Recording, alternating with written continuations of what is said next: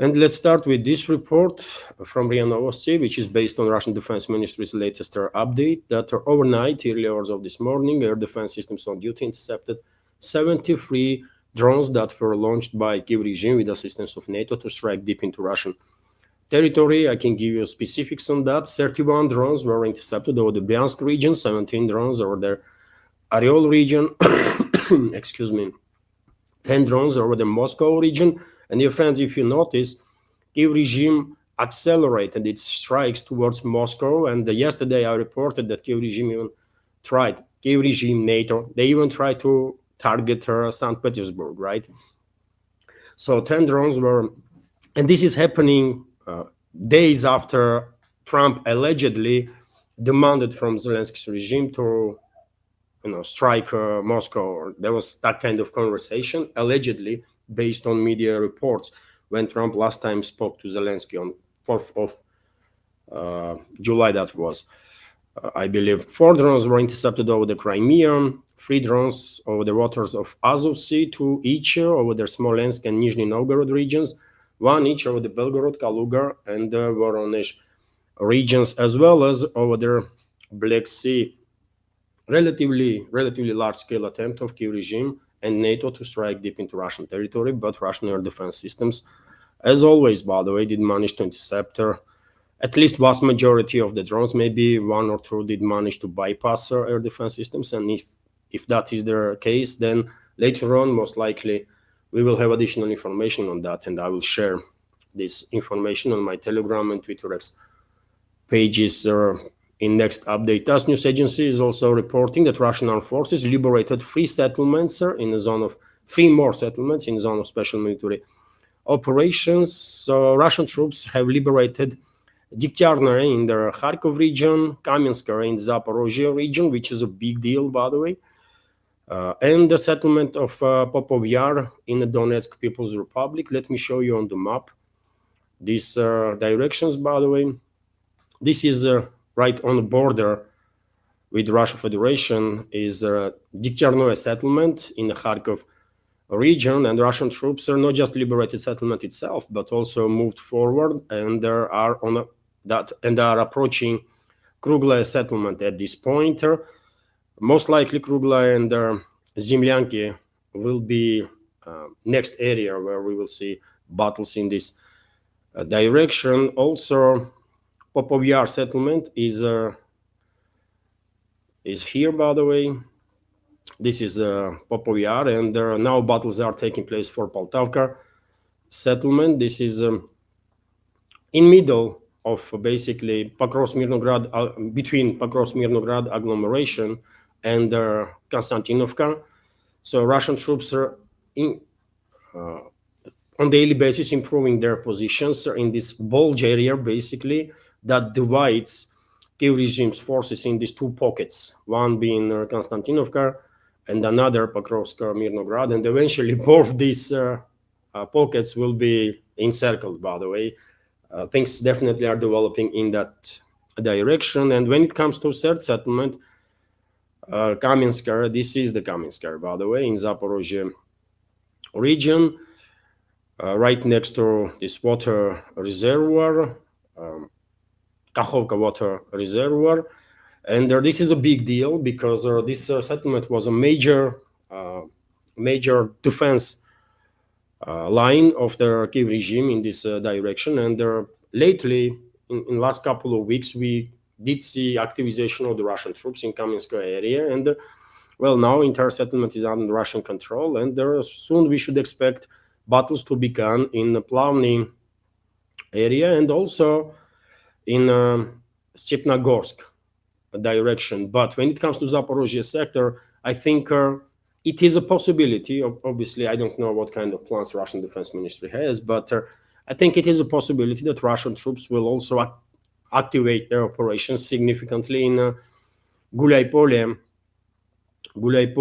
and Orekhov directions. So Zaporozhye direction, Zaporozhye sector soon probably will become very hot, very hot. Let's continue with some more news now. And well, TASS news agency is reporting that during the Russian local-scale offensive operations, to reach Dnipropetrovsk region on the southern western flank of Pokrovsk-Mirnograd. Unit of Kiev regime's forces, up to platoon, by the way, made the right decision and surrendered. So let me give you little details on that. A new group of Ukrainian servicemen surrendered on the border with the DPR and Dnipropetrovsk region, according to TASS news agency. Among those who surrendered were soldiers from 141st Separate Mechanized Brigade of the Ukrainian Armed Forces.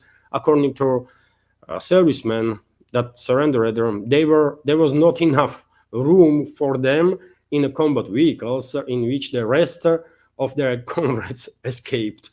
And these guys been left, by the way, up to platoon, which is, at least dozen of soldiers, by the way, 2 dozen maybe. They were just left behind. I mean, what is this, man? What is this? And whoever was in charge of this group talked the sense to others. I guess they contacted the Russian side and organized safe surrender. I mean, most correct decision that a commander of this unit would ever made, right? He saved his own life and also lives of his comrades, because why should they all die for the geopolitical agenda of the West or the interests of terrorist, corrupt regime of Zelensky? It makes no sense, right? Also, this report, by the way, I spoke about it in yesterday's second update, but this is important, so worth to repeat. TASS news agency is reporting that Russia plans to hand over 3,000 bodies of Ukrainian armed forces soldiers to Kiev regime, as Russian president promised. Humanitarian activity in this direction continues, and yesterday was first phase of the transfer of the bodies of killed Ukrainian military personnel, and 1,000 bodies were transferred to Kiev regime. According to reports, 19 bodies of killed Russian soldiers were also transferred to Russian side in upcoming days, maybe today, maybe tomorrow, but definitely in short time. Most likely Russian side will transfer 2,000 bodies, another 2,000 bodies of their Kiev regime's military personnel. And I remind you, dear friends, that according to Western media outlets, Russia, if this process, this humanitarian process continues, Russia might transfer to Kiev regime side from 40 to 60,000 bodies of the Kiev regime's forces. At least some result, some significant, I will even say, result from Istanbul talks that almost being completely derailed by now as a result of inadequate activity, behavior of the Kiev regime and its Western backers. But at least some positivity clearly is there in humanitarian terms. Bodies of killed military personnel was exchanged. Also, agreement was reached about exchange of POWs, and their process continues, by the way. And significant number of POWs were exchanged. I was reporting about it, and also there is agreement in place that heavily wounded POWs should be exchanged in a very short time. RIA Novosti is also reporting that, well, I just mentioned Istanbul talks, isn't it? And there was a speculation on the matter of who will lead the Ukrainian delegation if third round of Istanbul talks take place. And there was a speculations because Umerov, who was heading Ukrainian delegation, was released from position of defense minister. And there was speculations what is going to happen with this person. According to some reports, Zelensky was planning to appoint him as an ambassador of Ukraine, of Kiev regime, into US. It did not work. And allegedly, Washington rejected this candidacy of Umerov because of his corruption and some dodgy dealings. His family is living in some mansion in Florida, in US, according to reports. So, Washington was not happy with this personality. And now we have this report that Umerov was appointed as a secretary of the National Security and Defense Council. So theoretically speaking, he's still official in Kiev-controlled territory, and can lead delegation again. Although we might see some changes in this regards also, if and some other personality might be appointed as a head of Ukrainian delegation. Although it is not fact that a third round of talks will even take place, because as I already said, the Kiev regime and its Western backers are quite effectively derailing these talks. RT is also reporting that EU country moves to sanction Ukrainian military officials. So Hungary, by the way, that has very tense relationships with Kiev regime, has filed their motion with the EU to sanction 3 Ukrainian officials. Budapest deems responsible for a forced mobilization. Foreign Minister Peter Szijjártó has announced that Budapest took the step following an incident in which Ukrainian draft officers are alleged to have fatally beaten a Hungarian citizen during this forceful mobilization. And so Hungary is seems like Hungary is not waiting until Brussels will make any decision on the matter, and Hungary itself will sanction number of high-ranking Ukrainian military personnel. And dear friends, I said in my previous updates quite a number of times that I personally have no doubts that eventually Ukraine will undergo full-scale disintegration, and the western parts of Ukraine will end up being claimed by its western neighbors. In some 70% of western Ukraine eventually will become part of Poland, I believe. Romania will take some parts, and Hungary too.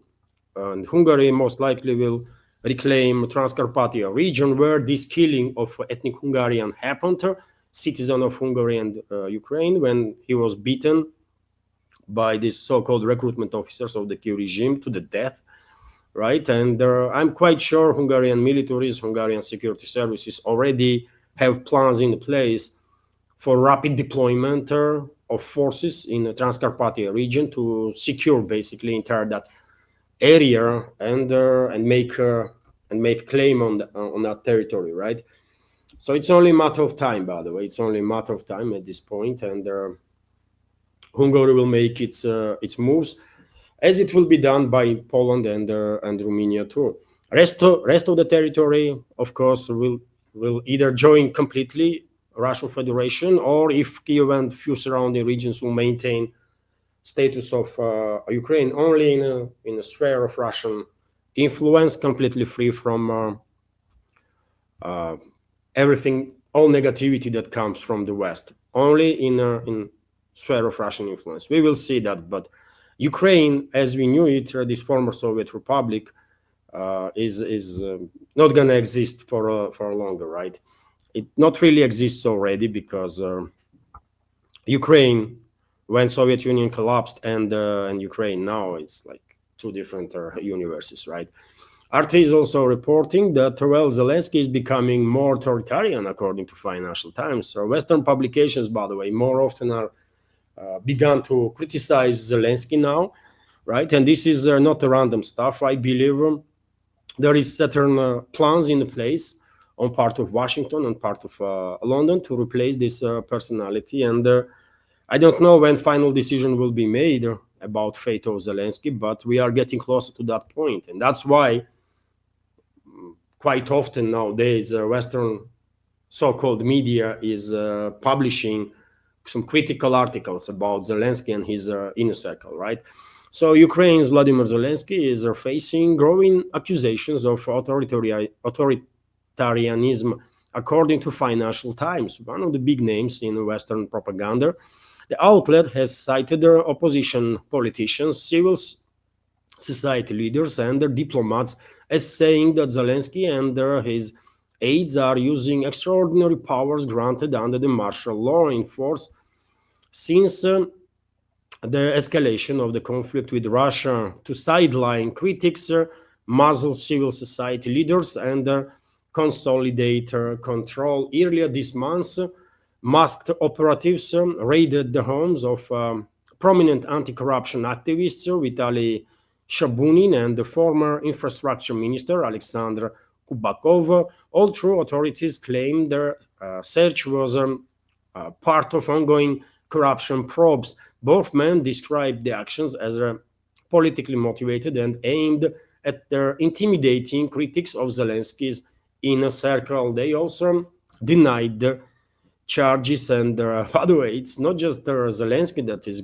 trying, and his inner circle that tries to increase their power, but there is a civil war inside, isn't it? SBU is fighting defense ministry, so-called defense ministry of the Ukraine, and main intelligence directorate, and vice versa. They are killing each other, literally. They are killing each other, right? And usually they blame casualties on the Russian side, right? But they clearly are in a sort of a civil war. They're fighting for a better piece of cake when it comes to Ukraine. And by the way, it's quite a cake, isn't it? Because we should keep in mind that billions and billions of dollars and euros have been stolen, by the way, by these elements, right? So it's something worth for them to fight, because they are playing with billions, tens of billions even. Nothing to be said about fight to control whatever is left from economy, right, of Ukraine. And situation will only escalate, that's for sure. But it is interesting. It is interesting that more and more big names are criticizing Zelensky, which is definitely an indicator that London, which is a puppet master now of Zelensky, is very close to final decision to replace Zelensky with Zaluzhny, I guess. That's why they talk Zaluzhny in UK to secure him, right? And they force Zelensky to appoint Zaluzhny, former head of Ukraine's general staff, as ambassador in that island nation.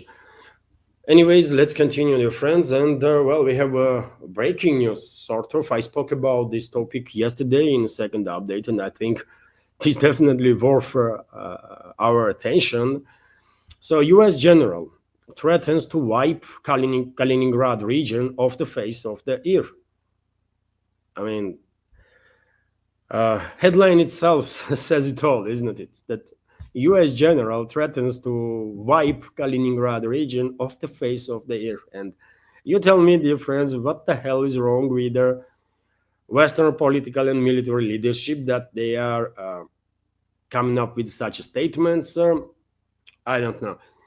Let's go through details here. The commander of the U.S. Army in Europe and Africa, Christopher Donahue, said that NATO has the ability to destroy the Kaliningrad region in a record time. Donahue said the U.S. military and its NATO allies have their capability to quickly destroy the Kaliningrad region. Defense News reports on the matter. Kaliningrad is about 75 kilometers wide, and they're surrounded on all sides by NATO, he said, and their army, U.S. Army and its allies, are now able to wipe this enclave off the face of the earth at a speed that has never been seen before. Wow. Wow.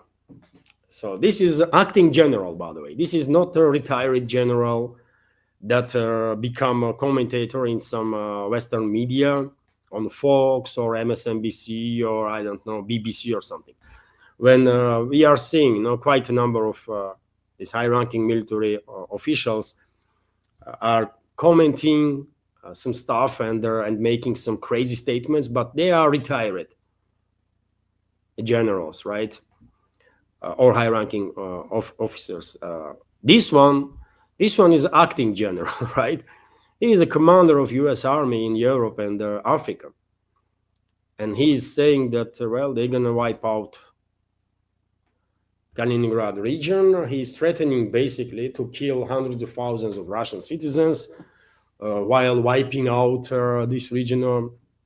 This is insane, by the way. This is insane. I was thinking that Moscow would react on this extremely provocative statement from U.S.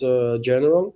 But for now, before I start this live stream, by the way, I was checking media outlets, and there was no official comment from Kremlin or from foreign ministry.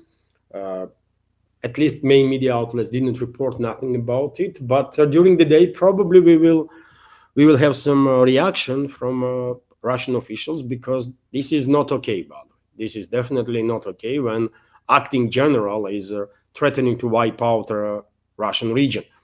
This is not okay, because if these people, and it is clearly the case, are this delusional that they think they can, with impunity, threaten Russia, threaten hundreds of thousands of lives, potentially millions of lives of the Russian citizens, if they think they can, with impunity, actually act on these threats and attack directly, openly Russian Federation, then this is too dangerous, isn't it? Because maybe they think Russia would not respond, or Russia would not use whatever force is necessary to defend itself, but they are mistaken, isn't it? Attack of US or any other NATO member state on Russian Federation, being Kaliningrad region or anywhere else, will obviously trigger Russia to use all the necessary force, including nuclear weapons, right? And that is potentially end of humanity.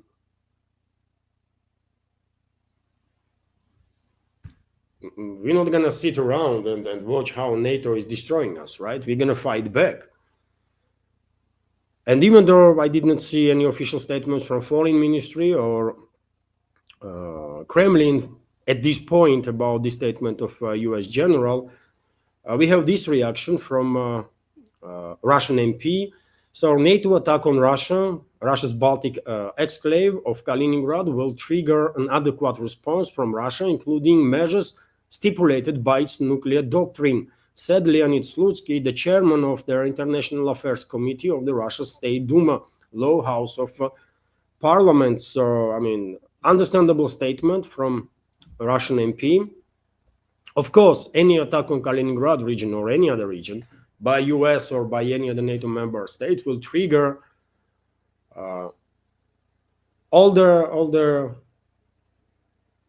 will trigger nuclear response from Russia. Let's say it as it is, right?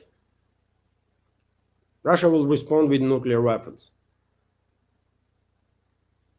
Because I believe a number of high-ranking Russian officials said on a couple of occasions that war with NATO, if collective West will provoke such development, would not be conducted only with conventional weapons, because obviously Russia will be in disadvantageous position in that case, right? Because on one side we are talking about a couple of dozen of countries, right, that have 10 times more military budget than Russia, 3-4 times more military personnel than Russia, more military equipment than Russia, and more everything, by the way. Only when it comes to nuclear weapons, there is some balance there. But even then, in terms of nuclear weapons, collective West, I mean, NATO, US, UK, and France combined have more nuclear weapons than Russia. Although, if we take single countries, then yes, Russia have more nuclear weapons than US, for example, right? But what I want to highlight by saying by this is that Russia would not conduct operations only with conventional weapons if NATO attacks us, because we will be in a very disadvantageous position. We had to use nuclear weapons in that case, right? So, by the way, as I said yesterday in the second update, in second live stream, if there was any time to wake up for the Western societies, it is that time was yesterday, for sure. But I mean, better they wake up today, man, because tomorrow might never come. If globalists, if Western ruling class continues act this irresponsibly, tomorrow may just never come.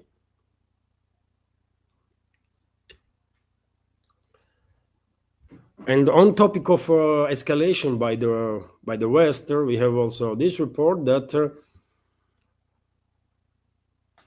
Kiev will soon receive long-range systems, including through industrial cooperation, according to German Chancellor Friedrich Merz. He made this statement during the joint press conference with the British Prime Minister Keir Starmer in London, and when such statements are made that soon, in a couple of days' time, couple of weeks' time, Kiev regime will receive long-range weapon systems, and they are calling it, by the way, to fool. I don't know who they want to fool, but they think they can fool whole world, by the way, while saying that these long-range weapon systems will end up in hands of Kiev regime through industrial cooperation.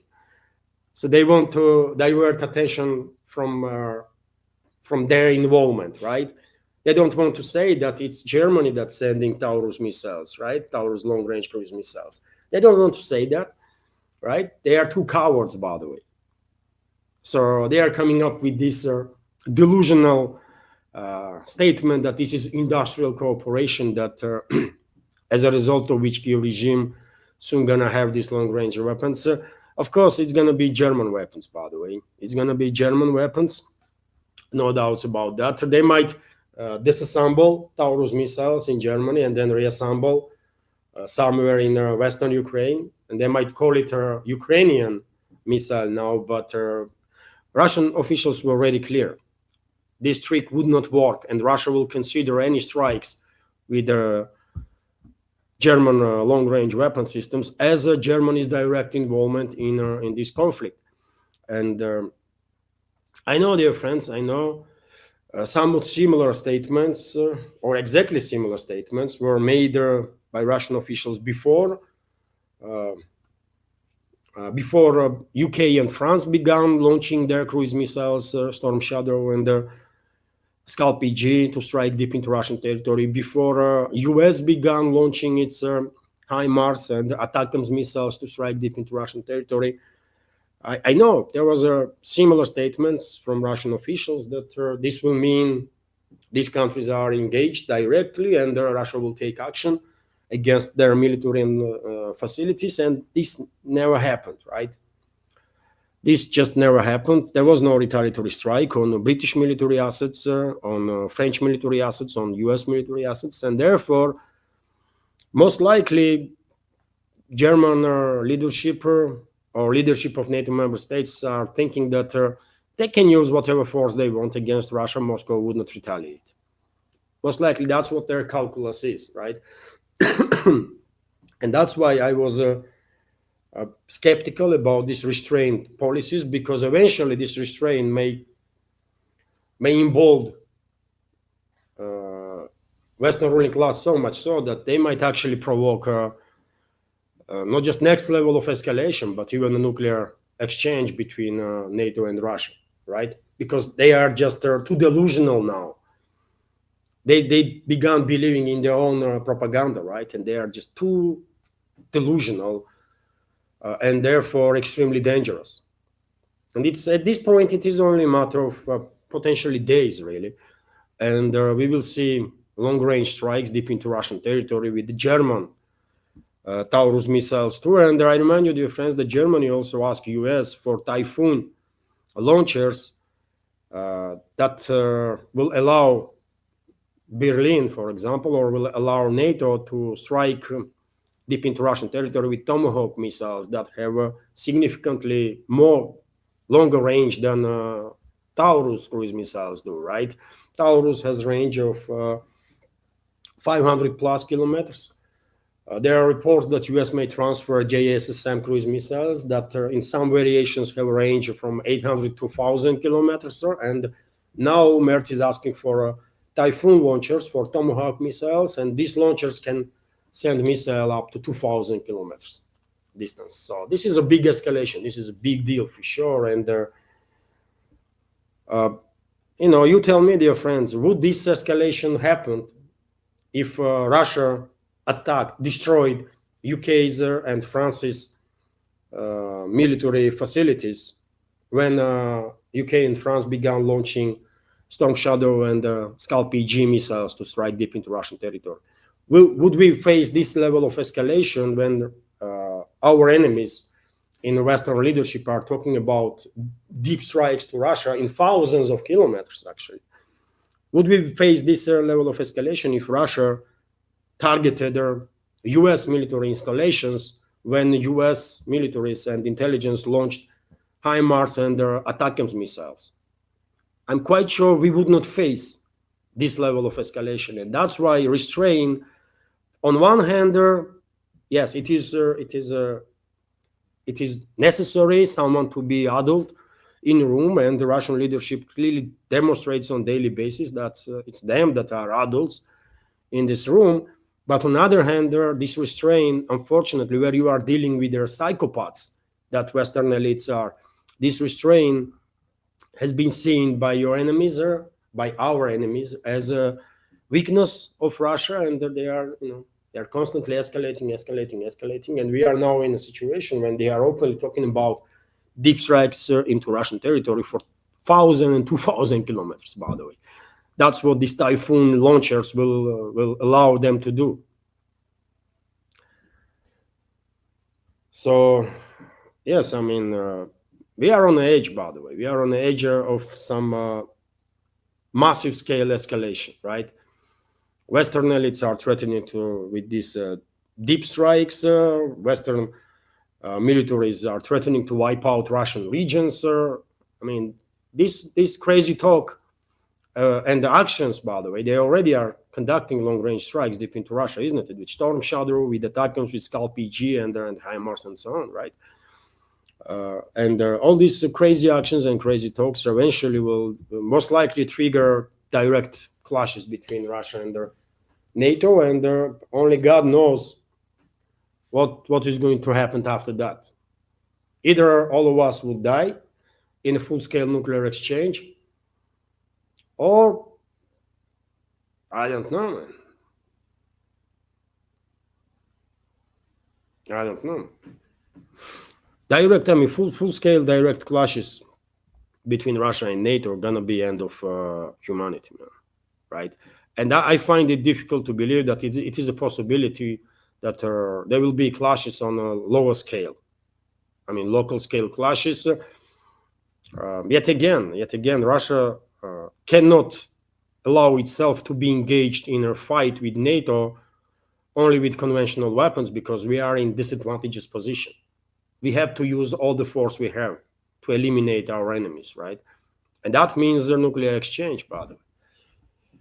So that's where we are, by the way. Western elites are clearly pushing this world towards World War III, hot phase of the World War III, full-scale nuclear war. On the matter of Western escalation, I can give you this news that Germany and UK signed military pact citing Russia as a strategic threat. Yeah, they are not hiding, by the way. They are preparing to escalate this conflict, and because of this restraint policy of Russian leadership, thanks to which maybe we all are still alive, right?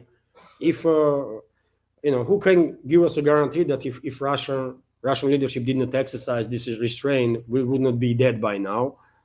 Can anybody give us such guarantee? No. So therefore, I mean, this is very difficult situation that we are in, right?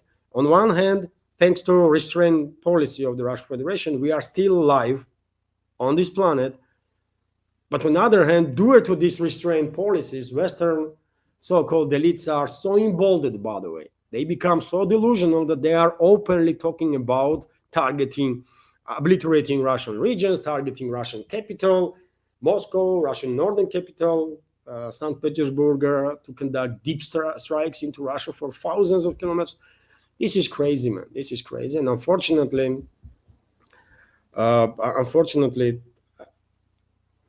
I see no much room left for Russian leadership to continue this constant exercise of restraint. At one point, they will have to demonstrate force to bring these Western so-called elites to their senses. What do you think, dear friends? And on this topic of escalation, I give you also this news that UK, France, and Germany have military plans ready for Ukraine, according to British Prime Minister Keir Starmer. And he said that they are ready to deploy so-called peacekeepers on air, sea, and the land. So this so-called coalition of willing, by the way, continues to push. London was a bit quiet for a couple of weeks, especially after London leader attacks on a Russian nuclear triad when the Russian bombers were targeted, right? London was keeping quiet. Probably they were expecting Russian retaliation, which never came, right? And now Starmer is beginning to talk again, right? He's beginning to talk crap again. And, he's threatening, by the way, he's threatening us that they're going to deploy forces in air, sea, and their land. Okay, bring it on, and then we will see how those forces will go back to that island. Most likely either in a body box or they will be just obliterated or incinerated, and there will be nothing to send back. That's the fate of British troops, French troops, and German troops that would dare to attack Russia.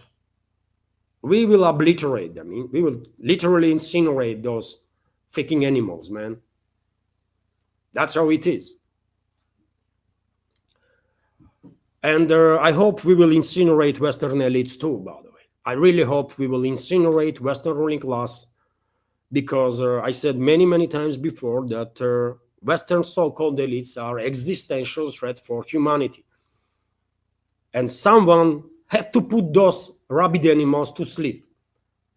And maybe that someone will be Russia. We are close to that point anyways, right? RIA Novosti is also reporting that, well, the Russian Foreign Ministry stated that Russia has the right to use their weapons against those helping Kiev, the Foreign Ministry stated. So Moscow believes it has the right to use weapons against military facilities of the countries that allow Kiev to strike deep into Russian. With their weapons, Russia's Foreign Ministry spokeswoman, Maria Zakharova, stated, and yet again, these kind of statements, yes, of course, Russia has a right to defend itself. Of course, right? But these kind of statements, these kind of warnings have been issued so many times before. Then at this point, unfortunately, hardly anybody in the West pays attention to it, right? They don't. They just don't care what kind of warnings Russia is issuing, and it is risky. It is dangerous because West is underestimating Russia, and therefore they might actually trigger full-scale war. But yet again, this restraint, it's like double-edged sword, isn't it? On one hand, thanks to these restraint policies, as I already said, by the way, maybe we all are still alive, thanks to exactly that restraint that Russian leadership is demonstrating. But on the other hand, because of this constant restraint, look at their level of craziness in the collective West countries, by the way. Look what kind of statements they are making. Because they clearly began believing in their own propaganda that Russia is a paper tiger, Russian army is a paper tiger, Russia will never use no force against NATO, Russia will not do this and not do that. And when they believe in this nonsense, they might actually, go ahead and escalate towards the level when Russian leadership will have no option but to retaliate, right? But right now, the statement of Russian Foreign Ministry that Moscow believes it has a right to use weapons against the military facilities of countries that are engaged in these strikes on Russia. Yes, statement is understandable, but on the other hand, nobody believes that Russia will retaliate. Hello everyone, I hope you find informative and useful this short clip from main news update, and if so, please click that like button and leave some commentary just about anything. It might help to deal with the algorithm and reach wider audience. And if you like my work in general and want to support to save this media project, you can assist through several ways. You can donate to this project through PayPal platform or Boosty, also with the crypto currencies, or you can subscribe to my Patreon page and page on Boosty, where I have quite a lot of extra content on regular basis. All the links are on this video in description box and in the pinned comment. And of course, many thanks to everyone who already helped and continues to support. Thank you.